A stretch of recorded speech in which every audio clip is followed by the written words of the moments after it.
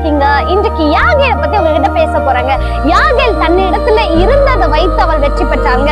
என்ன அவ கையில வைத்திருந்தா? அவ வீட்டுல ஒரு சுத்தியல் வைத்திருந்தா, ஒரு கூடார ஆணி வைத்திருந்தாங்க. அதை வச்சு சிசராவை ஒரே அடி தலையில போட்டு அவள் ஆண்டவருக்காக பெரிய காரியத்தை செய்து அவள் வெற்றி பெற்றாள். இன்றைக்கு அநேகர் உபயோகப்படாம வெற்றி பெற முடியாம இருக்கிறதுக்கான ரீசன் என்ன தெரியுமா?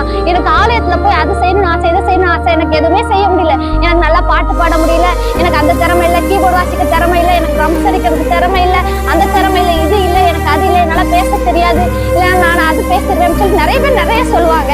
ஆனால் உங்களுக்கு இருக்கிற பலத்தோட நீங்க செய்யுங்கன்னு ஆண்டவர் சொல்றாங்க. உங்ககிட்ட என்ன இருக்கு அப்படின்னு சொல்லி ஆண்டவர் கேட்கிறேன். உங்ககிட்ட என்ன இருக்காக கொண்டு நான் அதை வைத்து நான் செய்கிறேன். அவங்களால நல்ல பலம் ஆண்டவர் கொடுத்துருக்காருல. உலகத்துக்காக ஓட முடியுது, உங்களுக்கு அழகா சேர் எடுத்து போட முடியும், அழகா ஆலயத்தை பெருக்க முடியும். இதுதான் ஆண்டவருக்காக செய்கிறது. இன்றைக்கு ஒருவேளை யாகேலை போல நீங்களும் உங்ககிட்ட இருக்கிறத வச்சு இந்த காரியத்தை நீங்க செய்யும் போது ஆண்டவர் முதலாவது மகிமைப்படுவார். இரண்டாவதாக நீங்க இன்னைக்கு போய் சர்ச்சில் போயிட்டு ஒரே ஒரு சேர் மட்டும் எடுத்து போட்டுட்டு உங்க பாஸ்டர் பாருங்களேன், அவருக்கு ரொம்ப மகிழ்ச்சி அடைவாங்க.